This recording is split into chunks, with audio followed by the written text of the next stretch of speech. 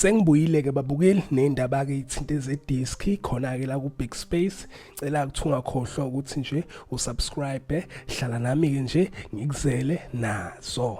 Namhlanje ke babukeli ngiphethe ke nje indaba ke isematheni, indaba ke nje ishisa bhe. Ngizoqala ngaloku udaba lakhe uKabelo Dlamini, umdlali waloku ibhakabhaka. Ngiphethe ke nje la ama-updates akhe yena ke uKabelo Dlamini.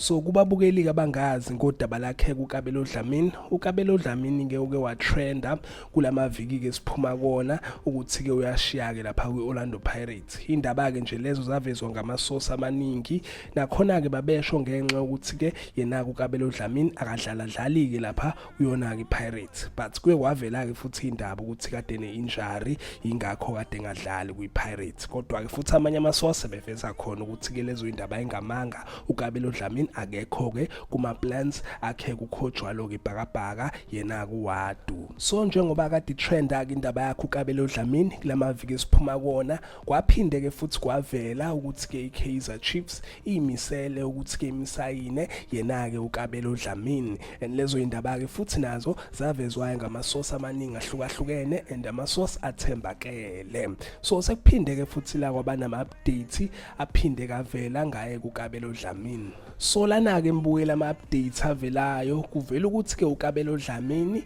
usetshele ke agent yakhe ukuthi ke uzimisele ngokuthi ke thole elinye iqembu. Baveza khona ukuthi ke lo mdlali ukhale ngegame time kuyona Orlando Pirates and ingakho ke ufuna ukushiya ekupheleni kwayo kwisizini.